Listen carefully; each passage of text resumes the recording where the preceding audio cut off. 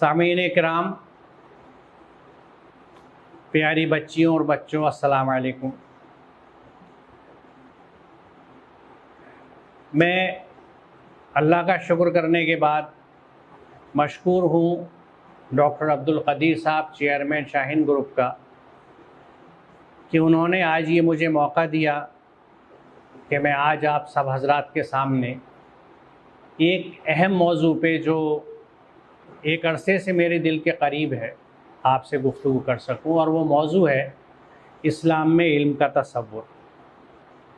علم کے موضوع پہ آج ہماری گفتگو کرنے کی وجہ یہ ہے کہ جب بھی علم کی یا تعلیم کی بات ہوتی ہے مسلم سماج میں، خاص طور سے اس بر صغیر میں، تو فوراً ذہن یہ جاتا ہے کہ مدرسے والا علم یا اسکول کالج والا علم۔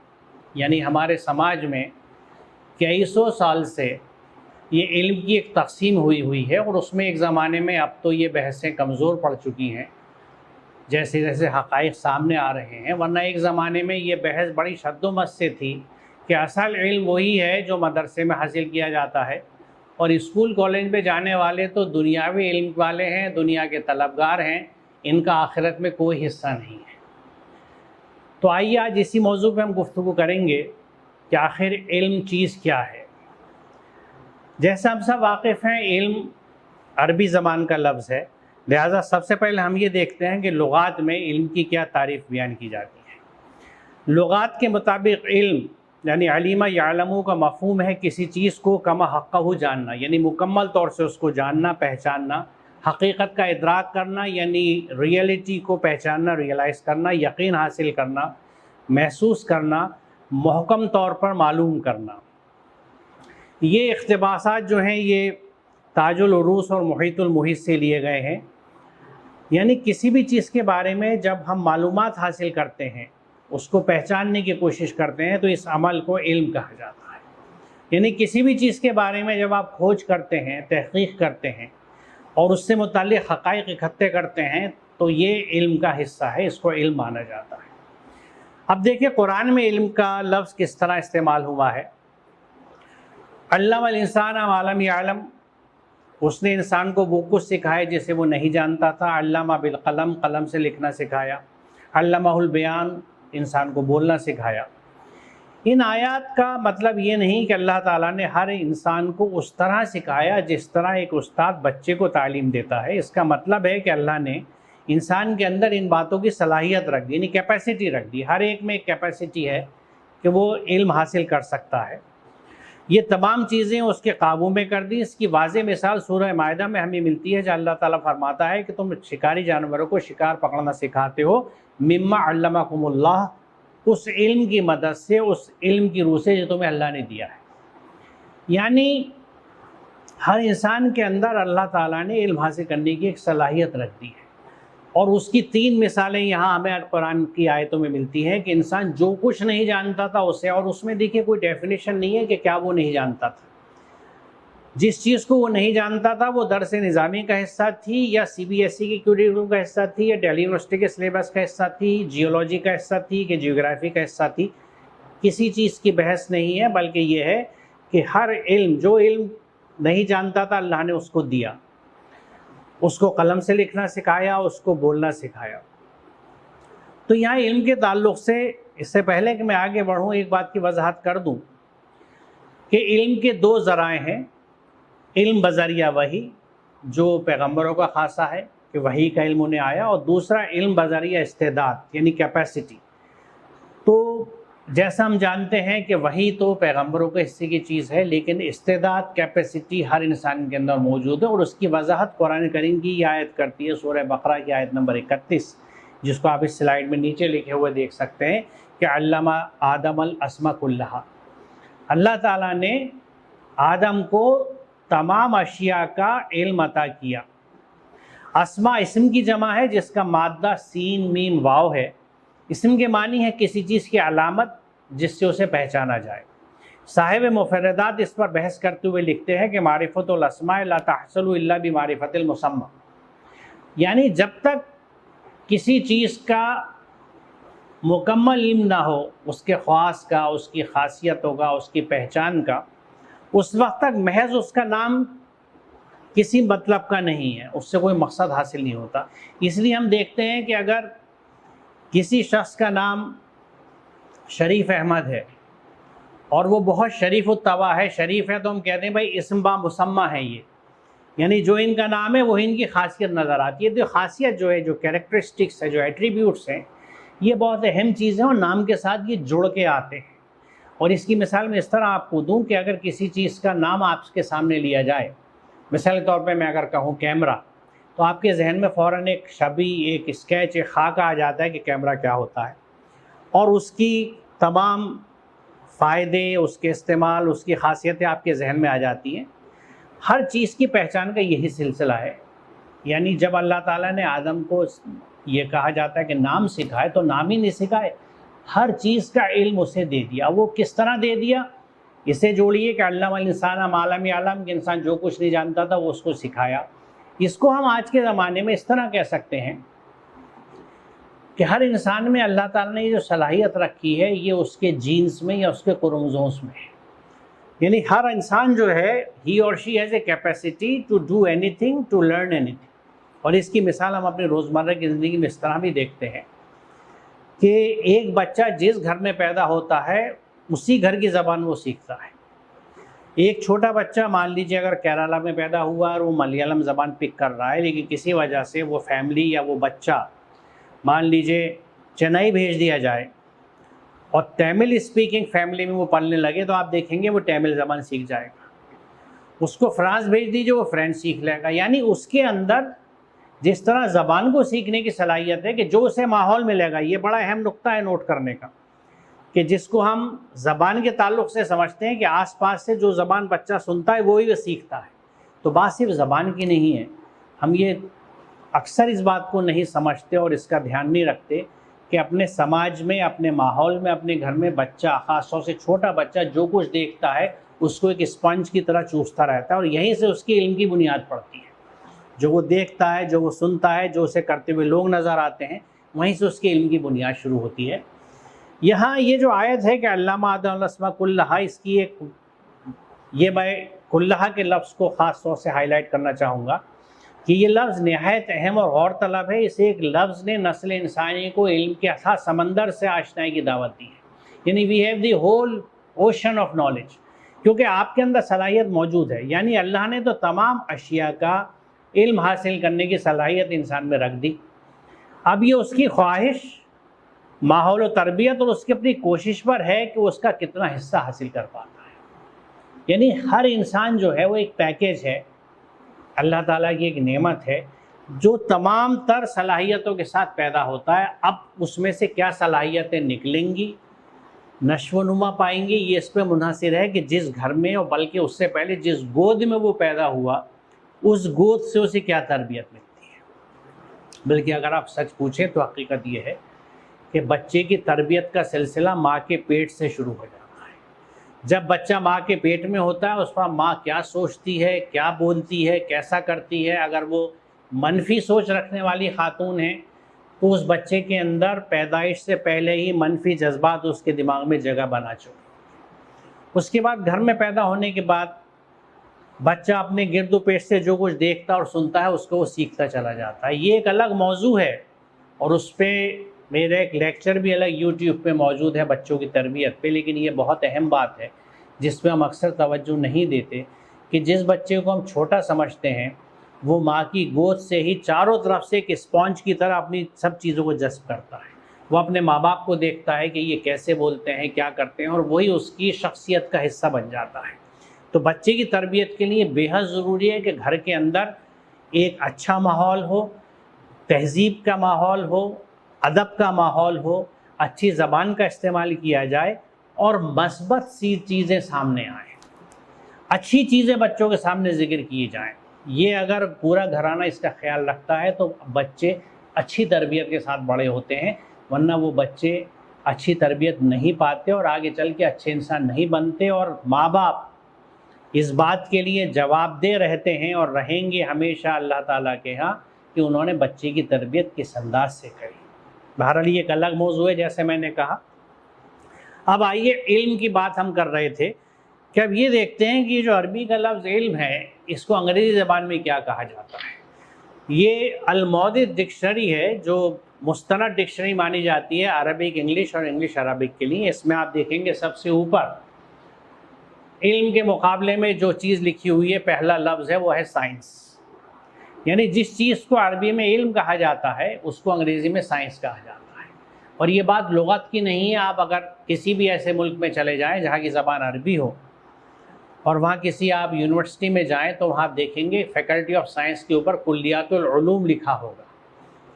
وہاں سائنٹسٹ کو عالم، جس کی جمع جس کی پلورل علماء ہے، وہ لفظ استعمال کیا جاتا ہے، یعنی عالم اور علماء کا لفظ لنگوسٹک اعتبار سے زبانی نوعیت سے سائنٹسٹ کے لیے، سائنسداں کے لیے استعمال کیا جاتا ہے، اسی لیے فیکلٹی آف سائنس کو کلیات العلوم لکھا جاتا ہے۔ اب سائنس کی ڈیفینیشن اگر آپ دیکھیں، یہ ویبسٹر کی ڈکشنری کا ایک پیج ہے جس میں سائنس کی تعریف لکھی ہوئی ہے کہ knowledge is of facts, phenomena, laws and proximate causes gained and verified by exact observation, organized experiment and correct thinking, also the sum of universal knowledge۔ کس تعریف کو اگر آپ علم کی تعریف سے موازنہ کریں، کمپیئر کریں، جو شروع میں سلائڈ دکھائی تھی کہ کسی ناواقف چیز سے واقف ہونا، مکمل اس سے واقفیت حاصل کرنا، کما حق واقف ہونا، محکم طور پر معلوم کرنا، یہ اسی پروسیس کا حصہ ہے۔ یعنی ہم یہ کہہ سکتے ہیں کہ سائنس یا علم کسی ایک مضمون کا نام نہیں ہے جو ہماری عام غلط فہمی ہے کہ جب ہم سائنس کی بات کرتے ہیں تو فزکس، کیمسٹری، میتھس، بایولوجی کا نام آتا ہے ذہن میں۔ سائنس ایک طریقت کا نام ہے، ایک میتھڈولوجی ہے جس میں بہت اہم چیز مشاہدہ ہے۔ آپ کسی بھی چیز کو بہت غور سے دیکھیں، observation, critical observation, deep observations, اس کے بعد اس آبزرویشن کی آپ انالیسس کریں، تجزیہ کریں، اس سے متعلق جو اور چیزیں چاروں طرف ہو چکی ہیں اور لوگوں نے کی ہیں ان کی معلومات اکٹھے کریں، اور اگر اس سے متعلق اس موضوع پہ آپ تجربہ بھی کر سکتے ہیں تو وہ مزید اس کو تقویت دیتا۔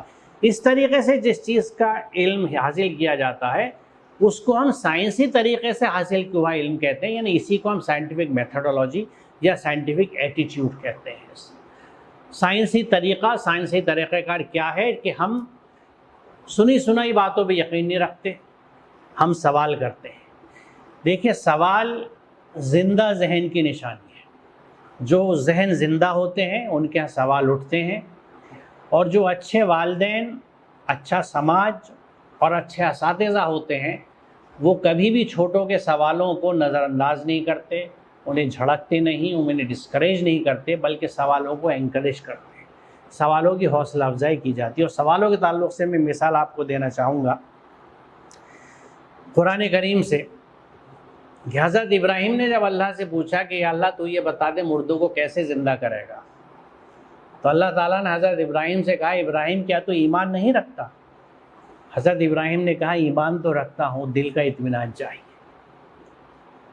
اب یہاں یہ غور فرمائیے، پہلا نقطہ یہ ہے کہ جب اللہ تعالیٰ سے سوال کیا جا سکتا ہے تو ہر ایک سے سوال کیا جا سکتا ہے۔ دوسرا پوائنٹ یہ ہے کہ سوال کرنا سنت ابراہیم ہے، اور یاد رکھیں ہم ملت ابراہیم ہیں، حضرت ابراہیم کی اولاد ہیں، ہمیں یہ کہا جاتا ہے، اور ان کی اتباع کا، اس دین حنیف کی اتباع کا جس پہ وہ چلے قرآن ہمیں حکم دیتا ہے۔ تو حضرت ابراہیم نے سوال کیا تھا تو سوال کرنا حضرت ابراہیم کی سنت ہے۔ تیسرا اہم نقطہ یہ ہے کہ اس کے جواب میں اللہ تعالیٰ نے کس طرح ریسپونڈ کیا۔ انہوں نے یہ نہیں کہا ابراہیم تو مجھ سے سوال کر رہا ہے، تیرا تو ایمان ہی خراب ہو چکا، تو پھر سے کلمہ پڑھ مسلمان ہو جا، تو فاسق ہو گیا، خارج ہو گیا دین سے۔ اللہ تعالیٰ نے کہا تو 4 پرندے لے لے، ان کو سدھا لے، پھر ان کے ٹکڑے 4 پہاڑوں پر رکھ اور آواز لگا، دیکھ وہ کیسے تیرے پاس چلے آتے ہیں۔ یعنی اللہ تعالیٰ نے ایک تجربہ کرایا ان سے، اور ان کو اس تجربے کی مدد سے سمجھایا تاکہ ان کی دل کی تسلی ہو سکے۔ یہاں اس بات کا ثبوت ہے کہ اطمینان قلب بہت ضروری ہے کہ استاد بچے کو اس طرح سمجھائے کہ اس کا اطمینان اسے حاصل ہو جائے، اس کی تشنگی بجھ جائے، اس سوال کے تئیں جو اس کی بے چینی تھی وہ رفع ہو سکے۔ یعنی مثالوں کی مدد سے سمجھا کے کسی سوال کا جواب دینا سنت اللہ ہے، اللہ کی سنت ہے۔ اور جو اس طرح سے سوال کا جواب نہیں دیتا، سوال پوچھنے والے کو سمجھاتا نہیں ہے، قرآن جگہ جگہ مثالوں سے سمجھاتا ہے، اور قرآن خود اس بات کو کہتا ہے کہ ہم بار بار مثالوں سے سمجھاتے ہیں، اور چھوٹی سے چھوٹی چیز کی مثال سے پرہیز نہیں کیا جاتا۔ مچھر کی مثال بھی دی گئی ہے قرآن کے اندر، خود قرآن اس کی طرف اشارہ کرتا ہے کہ اللہ تعالیٰ اس بات میں نہیں شرماتا کہ مچھر جیسی حقیر شے کی بھی مثال دے۔ تو مثالوں سے سمجھانا سنت اللہ ہے، اور جو اس طرح نہیں سمجھاتا وہ اللہ کے احکامات کی اتباع نہیں کر رہا، بلکہ ان احکامات کی تکذیب کر رہا ہے، ان کو جھٹلا رہا ہے۔ اب اس علم کے تعلق سے ایک اور بڑی اہم آیت ہے جو ایک نقطہ ہے جس کی وضاحت بڑی ضروری ہے۔ اللہ تعالیٰ اس آیت میں کہتا ہے، سورہ یونس کی آیت نمبر 6 ہے کہ بلا شبہ رات اور دن کے یکے بعد دیگرے آنے میں، یعنی الٹرنیٹلی جو ڈے اور نائٹ آتے ہیں، اور اللہ تعالیٰ نے جو کچھ آسمان اور زمین میں پیدا کیا ہے ان سب میں آیات ہیں۔ یعنی اللہ تعالیٰ یہ کہہ رہا ہے کہ اس دنیا کی، اس کائنات کی جتنی کریشنز ہیں، کیونکہ لفظ خلق کا ہے، وما خلق، خلق کریشن کے لیے بھی آ رہا ہے، مخلوق کے لیے بھی، اور پروسیس آف کریشن میں بھی آ رہا ہے۔ یعنی کریشنز، تمام مخلوق اس کائنات کی، چاہے وہ پیڑ پودے ہوں، جانور ہوں، پہاڑ ہوں، مٹی ہو، یا وہ پروسیس ہوں جیسے رات دن کا آنا جانا ہے، یا پھولوں کا کھلنا ہے، یا پھلوں کا پکنا ہے، ان تمام فینومینا اور پروسیس کو اللہ تعالیٰ اپنی آیات کہہ رہا ہے۔ آیت کہتے ہیں سائن کو، نشانی کو۔ یہاں ایک بات، یہ بات سمجھ لیجئے گا کہ اللہ تعالیٰ جب کائنات کی ہر چیز کو آیت کہہ رہا ہے تو ہم یہ کہہ سکتے ہیں کہ اللہ تعالیٰ کی آیت دو قسم کی ہیں، کچھ الفاظ کی شکل میں جو قرآن میں موجود ہیں، اور کچھ تخلیقات کی شکل میں جو کائنات میں موجود ہیں۔ یعنی ایک قرآن وہ ہے جو ہمارے پاس کتاب کی شکل میں موجود ہے، اور ایک قرآن یہ پوری کائنات ہے جس میں اللہ تعالیٰ کی آیات بکھری ہوئی ہیں، پھیلی ہوئی ہیں۔ آیت کے تعلق سے یہاں یہ وضاحت ضروری ہے کہ آیت ہے کہ آیت کس کو کہا جاتا ہے۔ آیت ظاہری علامت یا نشانی کو کہتے ہیں، یعنی کوئی سائن، SIGN، سائن، نشانی، مارکر۔ چنانچہ راستے کے نشانات کو آیات کہتے ہیں، یعنی جو مائل سٹونز ہوتے ہیں۔ جب آپ کہیں سڑک پہ ٹریول کرتے ہیں، سفر کرتے ہیں، تو مائل سٹون آپ نے دیکھے ہوں گے، جس کو سنگ میل بھی کہا جاتا ہے، راستے کا پتھر بھی کہتے ہیں، بالکل سادہ سی اردو میں۔ اس میں فاصلہ لکھا ہوتا ہے۔ مان لیجیے اگر آپ بیدر سے چلے ہیں اور حیدرآباد جا رہے ہیں تو آپ کو راستے میں دکھا کہ حیدرآباد 100 کلومیٹر، تو یہ آپ کو پتھر جو ہے یہ آپ کو اس منزل کی یاد دلا رہا ہے، آپ کی توجہ اس منزل کی طرف لے جا رہا ہے، یعنی حیدرآباد کی طرف جہاں آپ جا رہے ہیں، اور اس سے فاصلہ بتا رہا ہے۔ تو یہ ایک آیت کی طور پہ، کیونکہ جس کو دیکھ کے آپ کو اپنی منزل یاد آ جائے، وہ چیز یاد آ جائے جو اس کی طرف اشارہ کرتی ہے۔ اور یہی بات یہاں کہی گئی ہے کہ در حقیقت آیت ہر اس ظاہری چیز کو کہتے ہیں جو کسی چھپی ہوئی چیز کی نشاندہی کرے، یعنی اس کو پوائنٹر ہو، اور جب کوئی شخص اس ظاہری چیز کو پہچان لے تو وہ جان لے کہ اس نے اس چھپی ہوئی چیز کو، پوشیدہ چیز کو جان لیا، اس کو سمجھ لیا۔ یہ راغب، تاج اور محیط سے اقتباس ہے۔ خدا کی ذات انسانی سمجھ کے دائرے میں نہیں آ سکتی، لہٰذا اس کے متعلق ان ظاہری علامات ہی سے انداز لگایا جا سکتا ہے جو کائنات میں بکھری پڑی ہیں۔ اسی لیے کائنات اور اس کی تمام اشیاء آیات اللہ، یعنی اللہ کی آیات ہیں۔ ایک اور وضاحت تائیہ، اس کی بڑی اہم ہے آیت کی، کہ تائیہ کے معنی ہے کسی جگہ ٹھہرنا۔ تائیہ بالمکان، وہ اس جگہ ٹھہرا، اس نے دیر لگا دی۔ ابن فارس نے کہا ہے کہ اس کے بنیادی معنی ٹھہر کر غور و فکر کرنا اور قصد و ارادہ کرنا ہے۔ ٹھہر کر غور و فکر کرنے کی خصوصیت سے آیت کی بڑی اہم شکل سامنے آتی ہے۔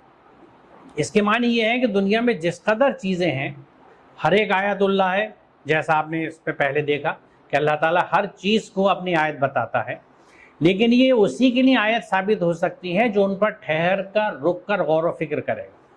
اس طرح غور و فکر سے اس کی توجہ ان اشیاء کے خالق کی طرف مڑ جائے گی۔ اس طرح قرآن کریم کی آیت پر بھی رک کر غور و فکر کرنے سے انسان منزل کو پا سکتا ہے۔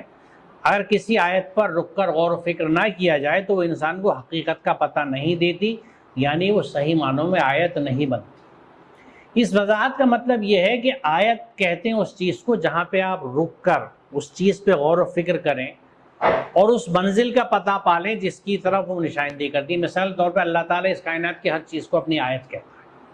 مان لیجئے آپ ایک پہاڑ کے پاس رک گئے اور اس کی چٹانیں اور اس پتھر کے بننے کے عمل پہ آپ نے اگر غور و فکر شروع کر دیا تو آپ اس آیت کو اللہ کی صحیح معنوں میں آیت بنا رہے ہیں، اس پہ غور و فکر کر کے۔ اور جب آپ اس پہ غور و فکر کریں گے تو اس کی تخلیق میں جو آپ کو معجزے نظر آئیں گے، جو مارولس آف کریشن ملیں گے اس اللہ سبحانہ و تعالیٰ کی، تو وہاں آپ اپریشیٹ کریں گے اللہ کو کہ کس طرح اس نے پتھر بنائے، پہاڑ بنائے۔ کیونکہ آج جو لوگ واقف ہیں اس بیسک چیز سے، راک فارمیشن سے، کہ پہاڑ کیسے وجود میں آتے ہیں، چٹانیں کیسے بنتی ہیں، تو اس چیز کو سمجھ سکتے ہیں۔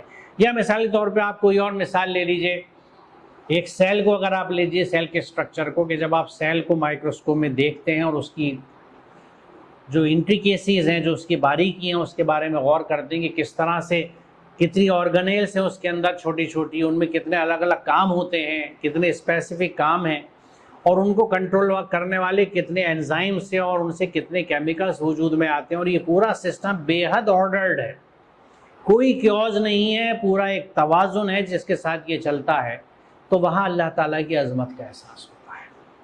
یعنی اس طرح سے ہم یہ کہہ سکتے ہیں کہ ہم کریشنز کو اپریشیٹ کر کے کریٹر کو اپریشیٹ کرتے ہیں، یعنی اللہ کی آیات کو سمجھ کے ہم اللہ تعالیٰ کی عظمت کو پہچانتے ہیں۔ گویا ہم یہ کہہ سکتے ہیں کہ آج کے زمانے میں یہ جو علم ہے، یہ جو سائنس ہے، یہ معرفت الہی کا ایک ذریعہ ہے۔ It helps you realize God کی، اللہ کی، ایشور کی، پرمیشور کی، برہما کی، جو بھی آپ اس کا نام لیں، اس کی عظمت کو، اس کی اہمیت کو آپ ان آیات کی مدد سے سمجھ سکتے ہیں۔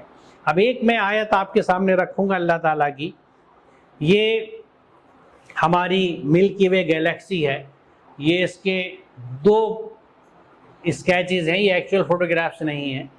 یہ لیٹرل ویو ہے جو سائڈ سے دکھتا ہے، بغلی ویو، اور یہ اس کا ٹاپ ویو ہے جو اوپر سے دیکھتے ہیں۔ اوپر سے دیکھیں گے تو بالکل یہ ایسی چکری کی مانند دکھتا ہے، جیسے آتش بازی بچے چلاتے ہیں، وہ گھومنے والی زمین پہ جو چرخی ہوتی ہے۔ اور یہ جو یلو نقطہ آپ دیکھ رہے ہیں، یہ پورا سولر سسٹم ہے، ایک نقطے کی مانند جو نظر آتا ہے۔ اور اگر اس کی ڈائمنشنز آپ دیکھیں تو ایک بازو سے دوسرے بازو، ایک ونگ سے دوسرے ونگ تک، اس ملکی وے گیلیکسی، یا جس کو ہم دودھیا کہکشاں اپنی کہتے ہیں، اس کا فاصلہ 1,00,000 نوری سال ہے، یعنی light years, 1,00,000 light years. Light year کیا ہوتا ہے؟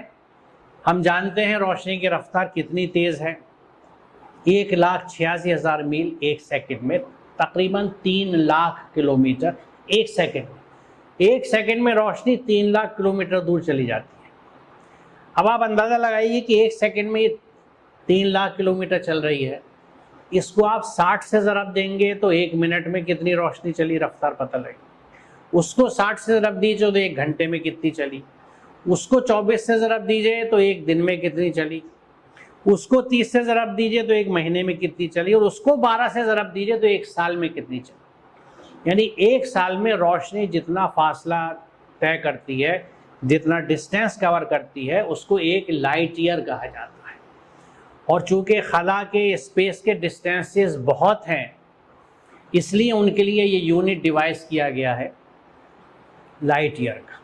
تو اگر ہم اپنی کہکشاں کے ایک بازو سے دوسرے بازو جاتے ہیں تو 1,00,000 لائٹ ایئرس ہمیں لگتے ہیں۔ یعنی اگر ہم روشنی کی اسپیڈ سے کوئی راکٹ بنا لیں، جو ناممکن ہے فزکس کے اصولوں کے مطابق، لیکن ہم امیجن کریں بالفرض کہ اگر ہم بنا لیتے ہیں تو روشنی کی رفتار سے چلنے والا راکٹ 1,00,000 سال میں ہمیں اپنی کہکشاں کے ایک بازو سے دوسری بازو لے کے جائے گا۔ سبحان اللہ۔ اس کہکشاں میں لاکھوں کروڑوں سورج جیسے ستارے ہیں، اور ہماری زمین جیسے سیارے ہیں، اور بھی بہت کچھ اجسام ہیں، سیلیشل باڈیز ہیں، اور یہ صرف ایک کہکشاں ہے ملکی وے۔ ایسی کروڑوں کہکشائیں اس کائنات کے اندر موجود ہیں۔ ان میں جو یہ کروڑوں سورج اور ستارے اور پلینٹس ہیں، یہ بنا کسی سہاروں کے they are just suspended، معلق ہیں، لٹکے ہوئے ہیں بنا کسی سہارے کے، جس کو قرآن کہتا بھی ہے یہ کیسے لٹکا ہے اللہ تعالیٰ نے؟ یہ ایک زبردست انٹرپلے ہے ان کے میگنیٹک اور گریویٹیشنل فورسز کے بیچ میں، ایک زبردست بیلنس ہے جس کی وجہ سے پوری کائنات، یہ رات میں جو ستارے آپ کو نظر آتے ہیں، جو آسمان جو چھوٹا سا حصہ ہے اس بلندی کا جس کو آپ آسمان کہتے ہیں، یہ انگنت اتنے بڑے بڑے اجسام، سورج زمین سے کئی گنا بڑا، یہ سب ایک آپسی بیلنس کے حساب سے، توازن کے حساب سے قائم ہے۔ اور اس کو سمجھنے کے بعد جب آپ سورہ رحمان کی اس آیت کو پڑھتے ہیں کہ وَالسَّمَاءَ رَفَعَهَا وَوَضَعَ الْمِيزَانَ، تو بات سمجھ میں آتی ہے کہ اس نے آسمان کو بلند کیا اور ایک توازن قائم کر دیا۔ یہ ہے وہ توازن۔ اس پوری کائنات میں ایک توازن ہمیں کار فرما نظر آتا ہے، آپریٹ ہوتا نظر آتا ہے، اور ہر جگہ ہم سے کہا گیا ہے کہ اس توازن کو آپ مت بگاڑیے، نہ اس میں اضافہ کر کے نہ اسے کم کر کے۔ وَلَا تُخْسِرُوا الْمِيزَانَ بھی ہے اور اللہ تَدْعُوا فِي الْمِيزَانِ۔ اس توازن میں کسی بھی چیز کی مقدار بڑھاؤ مت اور کسی بھی چیز کی مقدار کم نہ کرو۔ آج جس پالوشن کی اب بات کرتے ہیں تو یہ جو نیچرل گیسز تھیں، انہی کے بیلنس کو ہم نے ڈسٹرب کیا ہے۔ کسی کا بیلنس جیسے کاربن مونو آکسائڈ، کاربن ڈائی آکسائڈ کا اور سلفر آکسائڈس کا، نائٹروجن آکسائڈس کا ہم نے کوانٹٹی بڑھا دی ہے، مقدار بڑھا دی ہے، توازن بگڑ گیا ہے۔ آکسیجن کی مقدار میں کمی ہوئی ہے، توازن بگڑ گیا ہے۔ اس توازن کے بگڑنے کی وجہ سے آج اس پوری دنیا میں کوئی علاقہ، کوئی خطہ ایسا نہیں ہے جس میں رہنے والے سانس کی بیماریوں میں مبتلا نہ ہوں یا ان کو بریدنگ پرابلمز نہ ہوں پالوشن کی وجہ سے۔ ہاں، اگر اس جگہ پہ پالوشن نہیں ہے تو وہ ہمیں ہیلدی اور فٹ ملیں گے لوگ، ورنہ بیمار ملیں گے۔ تو یہ ایک اللہ کی آیات ہے، یہ ایک گیلیکسی ہماری، اور یہ اللہ کی عظمت کا پتہ دیتی ہے۔ اب اس میں دیکھیے ایک چھوٹا سا ڈاٹ ہمیں دکھتا ہے جو 30,000 لائٹ ایئرس، 30,000 نوری سال کے فاصلے پر ہے سینٹر سے۔ یہ پورا سولر سسٹم ہے جو ایک ڈاٹ کی طرح دکھتا ہے۔ اس سولر سسٹم میں سورج اور اس کے تمام پلینٹس، ان تمام پلینٹس میں ایک پلینٹ زمین، ہمارا پلینٹ، اس کے 75% حصے میں پانی، صرف 25% حصے میں لگ بھگ خشکی، اور اس خشکی پہ ایک چھوٹے سے حضرت انسان کا وجود۔ یعنی do we really exist mathematically? Mathematically تو انسیگنیفیکینٹ فگر ہے، وی جسٹ ڈونٹ ایگزسٹ۔ ہمارا وجود ہی نہیں ہے زمین اور اس کائنات میں۔ اس کائنات کی عظمت کو سمجھنے کے بعد اگر آپ اپنے آپ کو دیکھتے ہیں تو ہمیں اپنی اوقات کا، اپنی حیثیت کا اندازہ ہوتا ہے، اور اللہ کی کبریائی کا اندازہ ہوتا ہے۔ ہاؤ گریٹ از اللہ سبحانہ وتعالیٰ، how great is the God, and hence we say Allah اکبر۔ اس چیز کو سمجھنے کے بعد جو بچہ اللہ اکبر کہتا ہے وہ کنوکشن سے کہتا ہے، دل سے کہتا ہے، اسے معلوم ہے میرا اللہ بڑا ہے۔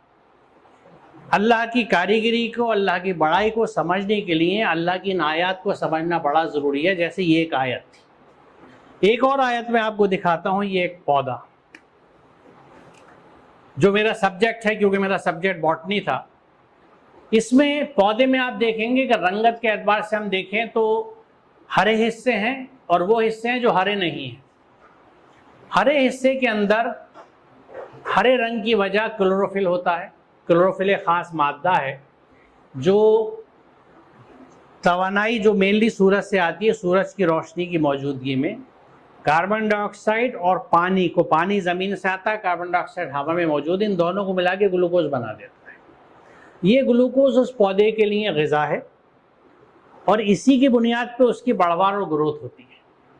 تو جو پودے کے ہرے حصے ہیں ان میں یہ شکر سازی ہوتی ہے، یہ شکر بنتی ہے، فوٹو سنتھیسس کا عمل ہوتا ہے۔ جو نان گرین پارٹس ہیں جو ہرے نہیں ہیں، ان میں کلوروفل نہیں ہے، اور اس میں سب سے اہم تو وہ جڑیں ہیں، جو روٹس ہیں، جو زمین میں ہوتی ہیں۔ بڑے درختوں میں تنے ہیں، شاخیں ہیں جو ہری نہیں ہوتی۔ اب دیکھیے جو ہری پتی ہے جو پوری محنت سے شکر بناتی ہے، وہ اس شکر کو بنانے کے بعد کیا کرتی ہے ذرا غور کیجئے، فوراً اس کو ان حصوں میں ٹرانسپورٹ کر دیتی ہے جہاں پہ شکر نہیں بنتی، یعنی نان گرین پارٹس میں، روٹس میں، برانچز میں، اسٹیم میں۔ اور یہ پورا پروسیس ایک اصول کے تحت ہوتا ہے، قانون کے تحت ہوتا ہے، ایک لا کے تحت ہوتا ہے، جس کو ہم لا آف ڈیفیوژن کہتے ہیں، قانون نفوذ پذیری، law of diffusion. Everything moves from a region of high concentration to a region of low concentration. یا اس کو اگر ہم دوسری طرح سے کہیں تو ہم یہ کہہ سکتے ہیں from region of high free energy to a region of low free energy. پورے نیچر میں ڈیفیوژن کا پروسیس عمل کرتا ہے کہ ہر چیز اپنی زیادہ والی جگہ سے کم والی جگہ کی طرف جاتی ہے. اب یہ پتی کہیں پہ بھی یہ نہیں کہتی کہ یہ تو شکر میں نے بنائی ہے، یہ میرے رب کا فضل ہے، یہ میرے پاس ہے، میں اسے دوسروں کو کیوں دوں. یہ اللہ کی آیت ہمیں یہ سکھاتی ہے کہ وسائل کی تقسیم کیسے ہونی چاہیے. وہ بناتی ہے اور فوراً ان حصوں میں دے دیتی ہے جہاں شکر موجود نہیں ہے، فوراً شاخوں میں، جڑوں میں. یعنی اس کو اگر آپ ایک سماج سمجھ لیں، ایک سوسائٹی ہے، کیونکہ سینکڑوں پتیاں ہیں، برانچز ہیں، جڑیں ہیں بہت زیادہ، ایک پورے سماج کی طرح ہے. اور یہ اللہ کی آیت ہے جیسا قرآن کہتا ہے. دوسرا ایک اہم نقطہ ہے جو آپ ذہن میں رکھیں کہ یہ مسلم ہے. کائنات کی ہر چیز مسلم ہے. کیوں مسلم ہے؟ پہلے ہم یہ سمجھیں مسلم کیا ہے. جو اللہ کے قوانین پہ، اللہ کے احکامات پہ عمل کرتا ہے وہ مسلم ہے.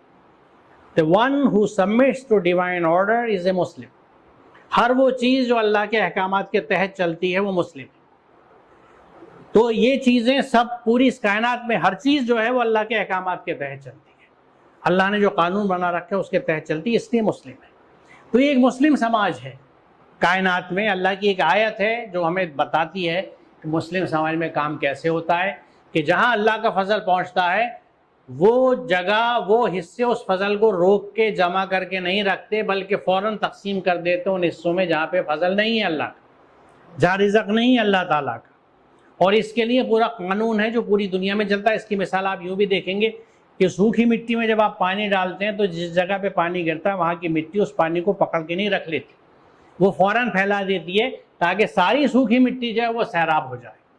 یہ ہمیں صرف انسان کے سماج میں ملتا ہے کہ جب اسے رزق ملتا ہے، اللہ کا فضل ملتا ہے، اس کو فوراً اپنے پاس جمع کر کے رکھتا ہے، فکس ڈپازٹ کر کے رکھتا ہے، جائیدادیں خرید کے رکھتا ہے، زیور خرید کے رکھتا ہے، اور قطعاً اپنے بغل کی دیوار والے گھر کو نہیں دیکھتا کہ وہاں کسی کے پاس کچھ ہے یا نہیں ہے. میرے خاندان میں، میرے خطبے میں، میرے رشتہ داروں میں، میرے سماج میں، اس مسجد میں جس میں میں نماز پڑھنے جا رہا ہوں اور اپنی دینداری کا زوم بگاڑتا ہوں، اس میں کتنے نمازی ہیں، ان کے گھروں کی حالت کیا ہے، کیا مجھے اس کا علم ہے، کیا میں اپنے رزق میں سے ان کو کچھ دیتا ہوں، یا میرا یہ جذبہ ہے.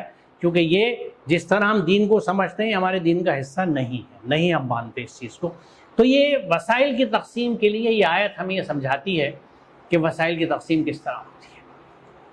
وسائل ہمیشہ ضرورت کے اعتبار سے سفر کرتے ہیں، زیادہ والی جگہ سے کم والی جگہ کی طرف. تو یہ اللہ کی آیات ہیں جو نہ صرف یہ کہ اللہ کی عظمت ہمیں دکھاتی ہیں، بلکہ ہمارے آج کے دور کے مسائل کا حل بھی بتاتی ہیں.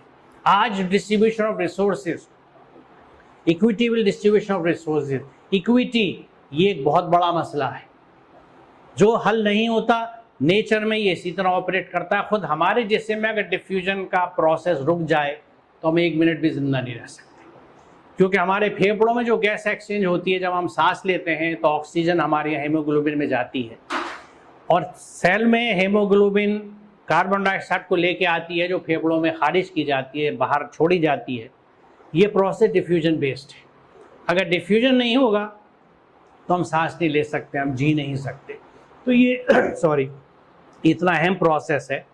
اب دیکھیں یہاں پہ اللہ تعالیٰ کیا کہتا ہے کہ ہم نے آیات کھول دی ان لوگوں کے لیے جو علم رکھتے ہیں. قد فصل الآیات لقوم یعلمون، کہ جو قومیں علم رکھتی ہیں ہم نے اپنی آیات کو ان پہ کھول دیا ہے. اور آج ہم دیکھتے ہیں کہ ڈسکوریز کن ملکوں میں ہو رہی ہے جہاں لوگ ایکسپلوریشنز کر رہے ہیں سائنس کے میدان میں. وہیں نالج کی آج ہم کورونا سے اگر مبتلا ہے، تکلیف میں، بیماری میں، تو جہاں پہ لوگ وائرس کے اوپر ریسرچ کر رہے ہیں، وائرولوجسٹ ہیں، انہی کے ہاں اس کے بارے میں تفصیلات موجود ہیں، اور وہیں سے امید ہے کہ اس کی کوئی دوا نکل کے آئے گی. کیونکہ اللہ تعالیٰ یہ نہیں کہہ رہا کہ فصل الآیات لقوم مسلمین، لقوم یعلمون، جو علم رکھتے ہیں، کیونکہ علم تو اللہ تعالیٰ نے ہر ایک انسان کو دے دیا. اب جس نے اپنی عمر گنوا دی کھیلنے کودنے میں، مستی کرنے میں، لہو و لعب میں، اس کو تو علم حاصل ہوا نہیں، کیونکہ وہ صلاحیت تھی. بالکل اسی طرح جس طرح افغانستان کے پہاڑوں میں کتنے منرلز و معدنیات اور کل کے فیوچر کے ریسورسز ہیں، لیکن وہ بیچاری قوم آپس میں اسی جھگڑے میں آج تک مبتلا ہے کہ عورت کو پردہ کتنے لیول کا کرایا جائے، میری شلوار کیسی ہو، میرا کرتا کیسا ہو، میرا صافہ کیسا ہو. یا آپس میں قبائلی انانیت جو ہے انہی جھگڑوں میں مبتلا ہیں، نہ انہوں نے علم حاصل کیا، نہ یونیورسٹیاں بنائی، نہ ایکسپلوریشنز کرا، تو وہ اللہ کی نعمتیں یوں ہی پڑی ہوئی ہیں، اور اس میں جو قومیں علم رکھنے والی ہیں بعید نہیں کہ کسی دن وہ آئیں گی، ان پہ قبضہ کر لیں گے، ان پہاڑوں سے جو معدنیات ہیں، جو کل کے مستقبل کے استعمال کی چیزیں ہیں، ان کو وہ استعمال کریں گے۔ تو جو علم رکھتا ہے، اس علم کنجی ہے آج کے دور کی، جس کے پاس یہ کنجی ہے وہ اللہ کو سمجھتا ہے، اللہ کی عظمت کو سمجھتا ہے۔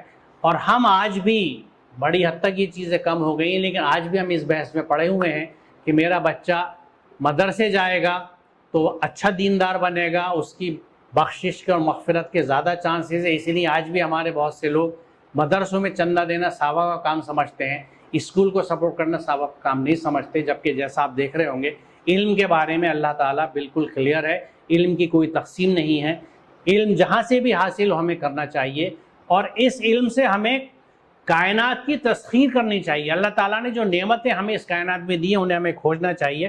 اب دیکھیے یہ جو سلائیڈ ہے اس میں اس بات کی وضاحت کی گئی ہے کہ کیا وہ لوگ جنہوں نے انکار کر دیا، غور نہیں کرتے کہ سب آسمان و زمین باہم ملے ہوئے تھے، پھر ہم نے انہیں جدا کیا اور پانی سے ہر زندہ چیز پیدا کری۔ میں باٹنی کا ٹیچر رہا ہوں، اسٹوڈنٹ رہا ہوں، اوریجن آف لائف میرا فیوریٹ سبجیکٹ تھا، میں نے برسوں اوریجن آف لائف پڑھایا، اور اس میں ہم یہ پڑھاتے ہیں کہ لائف اوریجنیٹڈ ان واٹر، زندگی کی شروعات پانی میں ہوئی۔ یہ ڈسکوریز آج ہوئی ہیں، قرآن میں 1400 سال پہلے یہ بات لکھی ہوئی ہے، لیکن چونکہ ہم نے قرآن کو اس نقطہ نظر سے پڑھا ہی نہیں، ہم نے قرآن کو ہدایت کے لیے کہاں پڑھا ہے، ہم نے تو قرآن کو ثواب کے لیے پڑھا ہے، یا ثواب بخشوانے کے لیے پڑھا ہے، یا بنا سمجھے پڑھا ہے، یا قرأت کی ہے، یا اس کو حفظ کر لیا ہے۔ اس پہ تفکر و تدبر کب کیا ہے؟ جس کے لیے قرآن خود کہتا ہے۔ قرآن کہیں پہ یہ نہیں کہتا کہ تم قرآن کو حفظ کرو، اس نے تو یہ کہا ہے کہ اس کے محافظ ہم نے اس کو اتارا اور اس کی حفاظت ہم کریں گے۔ ہمیں حکم کیا ہے کہ تدبر کرو، افلا یتدبرون القرآن ام علی قلوب اقفالها، یہ آیت ہے قرآن کہ یہ لوگ قرآن پہ تدبر کیوں نہیں کرتے؟ Why don't they ponder upon the Quran, کیا ان کے دلوں پہ تالے پڑ گئے؟ تو حقیقت یہی ہے کہ آج ہمارے دلوں پہ تالے پڑ چکے ہیں، اس لیے ہم قرآن پہ تدبر نہیں کرتے۔ جو کام ہمیں نہیں دیا گیا وہ ہم نے بہت خوشی سے کیا، لیکن جو دیا گیا ہے اس کو ہم نے فار واٹ ایور ریزن، وجہ جو بھی ہو اس کے، لیکن اس کی طرف سے ہم نے اعراض برتا ہے، جیسا کہ اس میں خود آیت میں لکھا ہے، تو کیا پھر بھی تم ایمان نہیں لاتے؟ اور ہم نے زمین میں پہاڑ جما دیے تاکہ وہ انہیں لے کے ڈھلک نہ جائے، اور اس میں سے کشادہ راہیں بنا دی، یعنی ہائی ویز بنا دیے تاکہ لوگ اپنا راستہ معلوم کر لیں، اور ہم نے آسمان کو ایک محفوظ چھت بنا دیا۔ آج اوزون لیئر اور ایٹماسفیئر کے پروٹیکٹیو رول کو ہم ذکر کرتے ہیں کہ کس طرح سے یہ ہمیں الٹرا وائلٹ ریز اور سورج کی تیز شعاؤں سے بچاتا ہے۔ قرآن یہ لکھ رہا ہے کہ آسمان کو ہم نے ایک محفوظ چھت بنا دیا، اور اگلی آیت بڑی اہم ہے کہ وَهُمْ عَنْ آیَاتِهَا مُعْرِضُونَ، کہ یہ لوگ ہماری ان آیات سے اعراض برتتے ہیں۔ They just avoid it، یہ ان پہ توجہ نہیں دیتے۔ They turn away from our signs، جو اللہ کی یہ جو آیات ہیں پورے کائنات کی، ان سے یہ منہ موڑ لیتے ہیں، ان پہ توجہ نہیں دیتے، ان سے اعراض برتتے ہیں۔ یہ قرآن کی آیت ہے جو واضح طور پہ ہمیں یہ بات بتا رہی ہے۔ تو قرآن خود ہم سے اس بات کے لیے کہہ رہا ہے کہ اللہ تعالیٰ کی جو کائنات کی آیات ہیں ان پہ ہم توجہ نہیں دیتے۔ اب دیکھیے ایک اور میں اللہ کی آیت یہ آپ کے سامنے رکھتا ہوں، یہ ایک ایٹم ہے، اس کے سینٹر میں جو نیوکلیس ہے اس میں نیوٹرونز اور پروٹونز ہیں، الیکٹرونز ہیں جو اپنے آربٹ میں گھومتے رہتے ہیں۔ اس ایٹم کو کنٹرول کرنے کے لیے پورے ایٹامک لاز ہیں۔ کسی الیکٹران کے لیے یہ ممکن نہیں ہے کہ وہ اپنے آربٹ سے دوسرے آربٹ میں چلا جائے، جو ایل میں شیل میں وہ ایل میں رہے گا، جو ایم میں وہ ایم میں رہے گا، این کا این میں رہے گا، کیونکہ ان کے لاز ہیں جو ان کو باندھ کے رکھتے ہیں۔ اور ایٹم اتنا چھوٹا ہے، ہم جانتے ہیں کہ اس کو ہم آنکھ سے دیکھ نہیں سکتے، صرف تصویر سے پہچانتے ہیں۔ تو اس نینو یا مائکرو لیول پہ اگر ایک ایٹم کو ہم دیکھتے ہیں تو اس کے پورے لاز ہیں جن کو ہم ایٹمک لاز کہتے ہیں، کہ اللہ تعالیٰ کے بنائے ہوئے قانون ہے جس کے تحت یہ ایٹم بندھا ہوا ہے، اس سے ہٹ نہیں سکتا۔ ممکن نہیں ہے اس کے لیے کہ ان قانونوں کا یہ پالن نہ کرے، ان کو فالو نہ کرے، ان کی اتباع نہ کرے۔ اور اب اگر اوپر اسپیس میں جائیں، ہم پلینٹس کو دیکھیں تو ان پلینٹس کے بھی اپنے آربٹس ہیں، ان کی اسپیڈ فکس ہیں، اور اس میں پریسیزن اتنا زبردست ہے کہ ہم مہینوں پہلے سن رائز کا ٹائم معلوم کر کے رکھتے ہیں، سن سیٹ ہمیں معلوم ہوتا ہے، اسی بنیاد پہ ہم اپنے فجر کے، مغرب، طلوع آفتاب اور غروب آفتاب کا حساب لگاتے ہیں۔ یعنی اتنے زبردست قانون ہیں جو ان سیاروں کو باندھے ہوئے اس پوری کائنات میں، اس پوری گیلیکسی میں، یعنی ہر چیز اللہ کے قانون کے تحت بندھی ہوئی ہے، اور اسی بات کو دیکھیے قرآن کیا کہتا ہے کہ اسی کا ہے وہ سب کچھ جو آسمانوں میں ہے اور جو کچھ زمین میں ہے، اور اسی کا دین چل رہا ہے، پھر کہ اللہ کو چھوڑ کر تم کسی اور سے تقویٰ کرو۔ لفظ دین جو ہے عربی کا، مادے کے اعتبار سے اس کے 3 مطلب نکلتے ہیں: اطاعت، قانون اور یوم الجزا، جو سورہ فاتحہ میں مالک یوم الدین، کیونکہ وہ بھی انصاف کا دن ہوگا۔ تو قانون اور اطاعت یہ دونوں مفہومات ہیں۔ تو اللہ تعالیٰ اس آیت میں یہ کہتا ہے کہ تمام زمین اور آسمان میں جو کچھ چیزیں ہیں وہ اللہ کے قانون کے تحت چل رہی ہیں، یہ ان کا دین ہے۔ تو کیا تم اللہ کے قانون سے الگ کوئی قانون نکالو گے؟ کیا اس کا تقویٰ کرو گے؟ تقویٰ کا مطلب یہ ہے کہ اللہ تعالیٰ نے جو کہا ہے وہ کرنا، اور جس چیز سے منع کیا وہ نہ کرنا، یعنی اللہ تعالیٰ کے احکامات کی 100% اتباع، total submission to divine orders, 100% اتباع اللہ کے قوانین کی، اسی کو تقویٰ کہا جاتا ہے۔ تو جب آپ قانون کو فالو کرتے ہیں، جیسے میں نے شروع میں عرض کیا تھا کہ اس کائنات کی ہر چیز اللہ کے قانون کے تحت چلتی ہے، اس لیے تمام چیزیں مسلم ہیں۔ تو جب اس کائنات میں ہر چیز کے لیے قانون ہے تو انسان کے لیے بھی کچھ قانون ہوگا نا۔ یہی وہ قانون ہے جو قرآن میں لکھا ہوا ہے، قرآن میں موجود ہے۔ اسی لیے قرآن ہم سب پہ فرض ہے، اور ہم میں سے بہت کم لوگ اس بات کو جانتے ہیں۔ مجھے نہیں پتا آپ میں سے کتنے لوگ جانتے ہیں۔ میں جب تک یہ کہہ سکتا ہوں کہ جب تک میں نے قرآن کو خود سمجھ کے نہیں پڑھا، مجھے کسی نے نہیں بتایا قرآن مجھ پہ فرض ہے۔ سورہ قصص کی آیت نمبر 85 جو تھی، یہ میرے لیے ٹرننگ پوائنٹ تھا، گیم چینجر تھا کہ ان الذی فرض علیک القرآن لا ردک الا بعد، کہ وہ ہستی جس نے تجھ پہ قرآن فرض کیا ہے۔ فرض علیک القرآن صاف لکھا ہوا ہے، کوئی گنجلک نہیں ہے، کوئی ٹیڑھ نہیں ہے، قرآن میں تو کہیں ٹیڑھ نہیں ہے، ہر پیغام ایک دم صاف ہے۔ تو قرآن مجھ پہ فرض ہے، اور یہ بڑی اہم بات یہ ہے کہ میں نے بھی بچپن سے جو فرائض مجھے سکھائے گئے تھے وہ میرے گھر میں بھی سکھائے گئے، میری مسجد میں بھی سکھائے گئے۔ ان 5 فرائض میں قرآن کا نام نہیں تھا۔ وہاں توحید، نماز، روزہ، زکوٰۃ، حج۔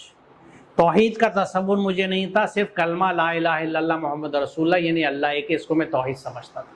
مجھے کسی نے نہیں بتایا کہ صرف اللہ کے قانونوں کو ماننا توحید ہے۔ جب اللہ کے قانون چھوڑ کے ہم کسی دوسرے کی باتوں پہ چلتے ہیں، چاہے وہ میری دل کی بات ہو، تو وہ شرک ہے، وہ اتباع اللہ کی نہیں ہے۔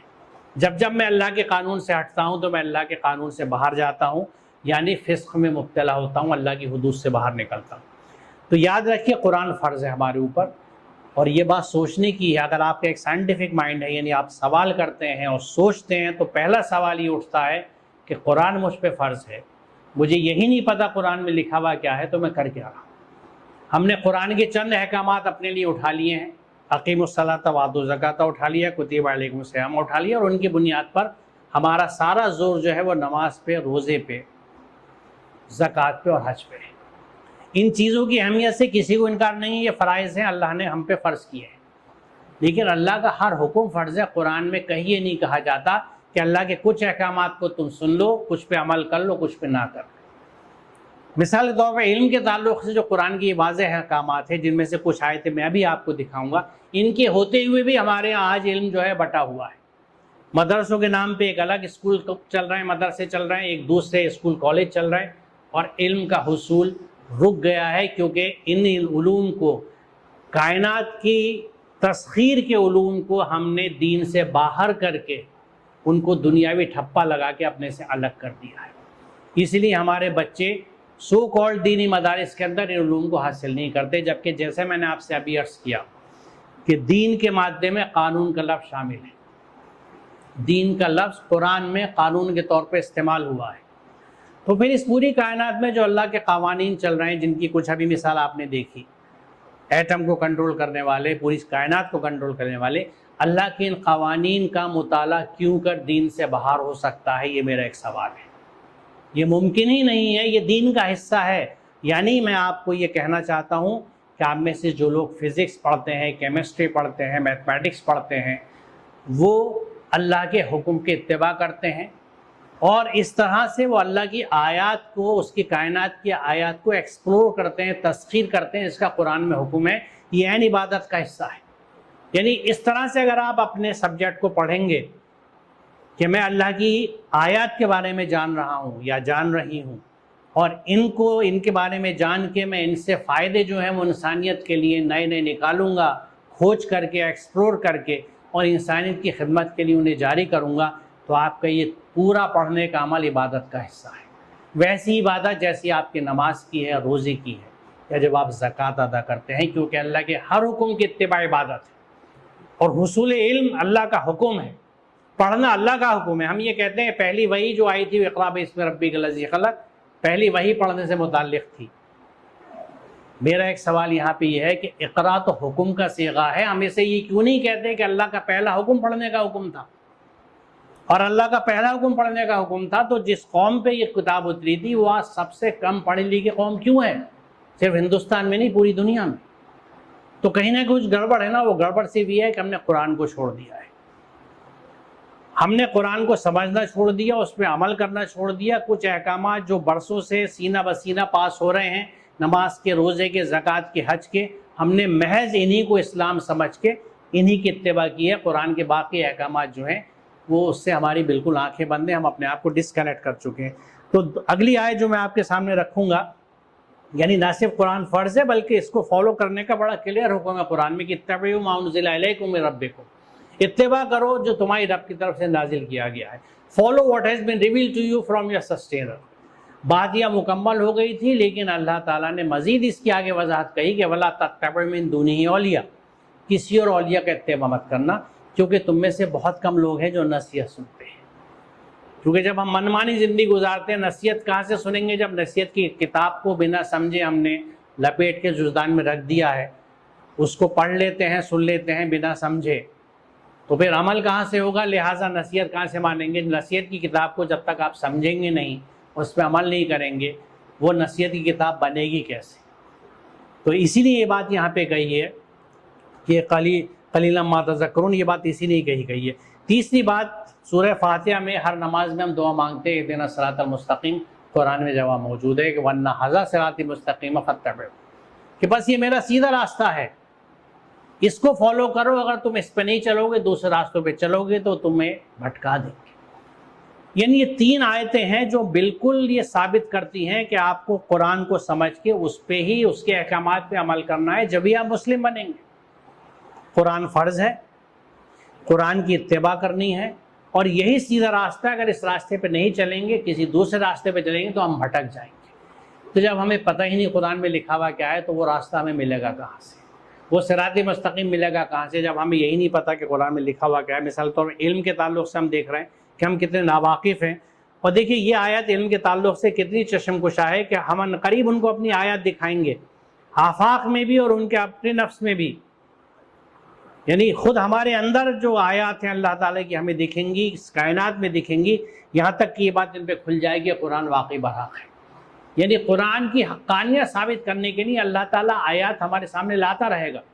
نئی نئی چیزیں کائنات میں ڈسکوریز ہو رہی ہیں، ہمارے سامنے آ رہی ہیں، نئی نئی تخلیقات، نئے نئے مخلوقات، نئے نئے عوامل۔ یہ اللہ تعالیٰ کی وہ آیات ہیں جو ہمیں یونیورس میں، آفاق میں ملتی ہیں، خود ہمارے نفوس میں بھی، ہمارے اندر بھی آیات کا ڈسکوری کا پروسیس چل رہا ہے تاکہ قرآن کی حقانیت ثابت ہو سکے۔ سورہ نمل کی آیت بہت چشم کشا ہے کیونکہ اس میں قیامت کا منظر ہے۔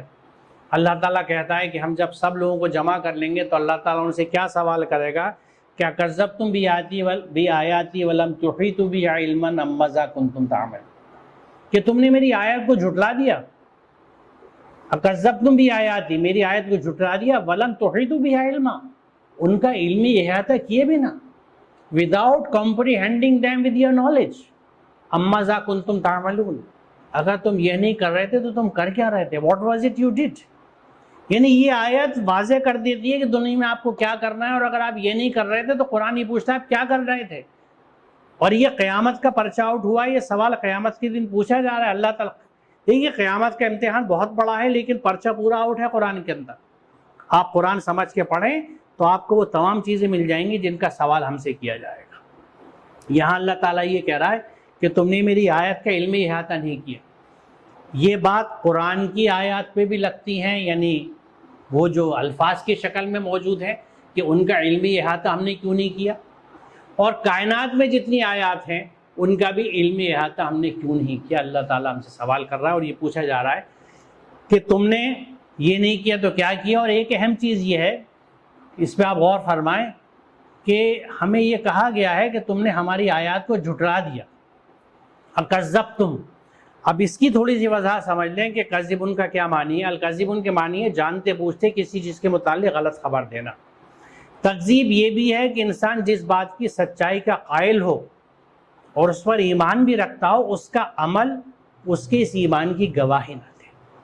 یعنی جو ہمارا فیتھ ہے، جو یقین ہے، جیسے قرآن کی سچائی پہ ہمیں یقین ہے، پورا ایمان ہے، لیکن ہمارا عمل اس کی گواہی نہیں دیتا، یہ تکذیب ہے۔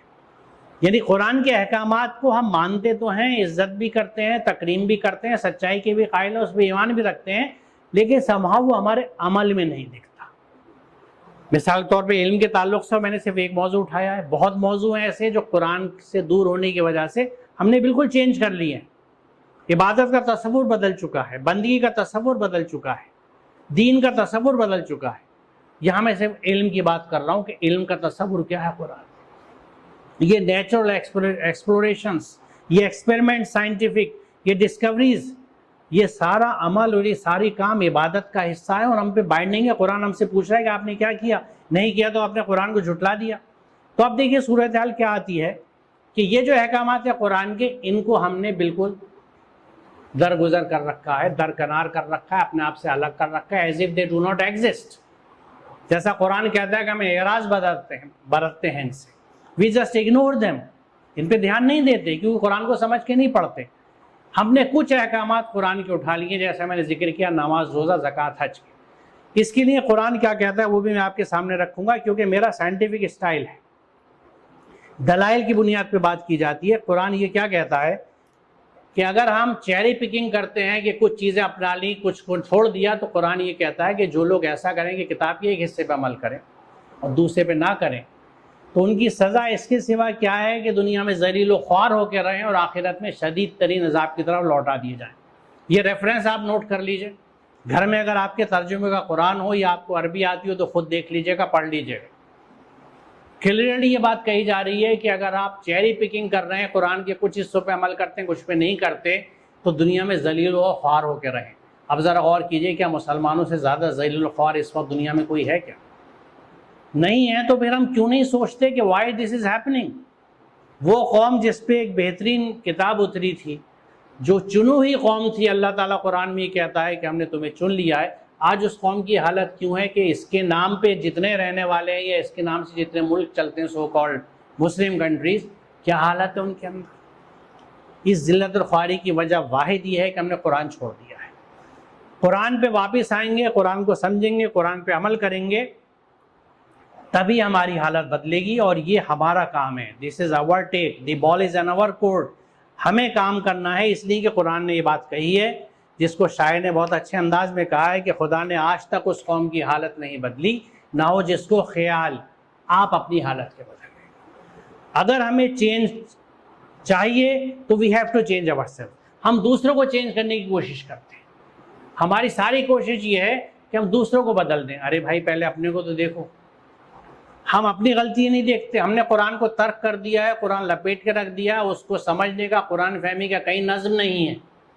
مجھے وہ ادارے بتا دیجئے، آپ کو وہ اداروں کے نام گنا دیں گے جہاں قرآن تجوید سے پڑھایا جا رہا ہے، جہاں قرأت سکھائی جا رہی ہے، جہاں حفظ کا نظم ہے، پھر حفاظ کو آپ ٹرین کر کے ڈاکٹر، انجینئر سب کچھ بنا رہے ہیں۔ قرآن فہمی کہاں ہے؟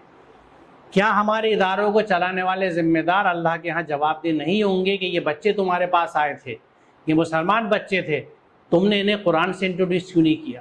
تم نے انہیں قرآن سے کنیکٹ کیوں نہیں کیا؟ ان کو قرآن سمجھایا کیوں نہیں؟ یہ تمہارے پاس 4 سال 8 سال 10 سال 12 سال پڑھے، تم نے انہیں قرآن سمجھا کے نہیں پڑھایا، قرآن فہم نہیں بنایا۔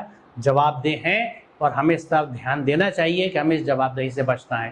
لیکن ان کا سوال ان سے ہوگا، میرا سوال مجھ سے ہوگا کہ تم نے زندگی میں ہر چیز کو سیکھا، تم نے کبھی قرآن کو اس قابل نہیں سمجھا کہ اس کو سمجھو اور اس پہ عمل کرو؟ یعنی wasn't it worth that کہ اس کو کم از کم ہم سمجھ تو لیں کہ کتاب اگر عربی میں، اور عربی مجھے نہیں آتی تو مجھے جو زبان آتی ہے اس کی ٹرانسلیشن پڑھ لوں، اسے سمجھ سکوں۔ تو چینج ہمیں اپنے اوپر لانی ہے۔ اور دیکھیے علم کے تعلق سے مشہور حدیث ہے کہ طلب العلم فریضۃ علی کل مسلم، ہر مسلمان پہ علم فرض ہے۔ اور سلمان ندوی صاحب کی تحریر میں اکثر دکھاتا ہوں، جنہوں نے میری کتاب کے لیے جب پیغام بھیجا تھا تو اس پہ لکھی تھی کہ سائنس علم کو کہتے ہیں، علم حقائق اشیاء کی معرفت و آگہی کا نام ہے، علم اور اسلام کا چولی دامن کا ساتھ ہے، علم کے بغیر اسلام نہیں اور اسلام کے بغیر علم نہیں۔ وآخر دعوانا الحمد للہ رب العالمین۔ السلام علیکم، بہت شکریہ آپ کا، اور میں ایک دفعہ پھر آپ سب کا شکریہ ادا کروں گا کہ آپ نے اس توجہ سے اس بات کو سنو۔ یہ میرا کانٹیکٹ نمبر ہے، ای میل ایڈریس ہے، جو مجھ سے رابطہ کرنا چاہے اس نمبر پہ میں تمام سوشل میڈیا پہ موجود ہوں۔ میرا ایک پورا یوٹیوب چینل ہے جس کو آپ اگر محمد اسلم پرویز اور پرویز کی اسپیلنگ PARVIZ ڈالیں گے گوگل سرچ میں تو آپ کو مل جائے گا، اس میں ایسے بہت سے لیکچرز ہیں۔ بہت شکریہ آپ کو، السلام علیکم۔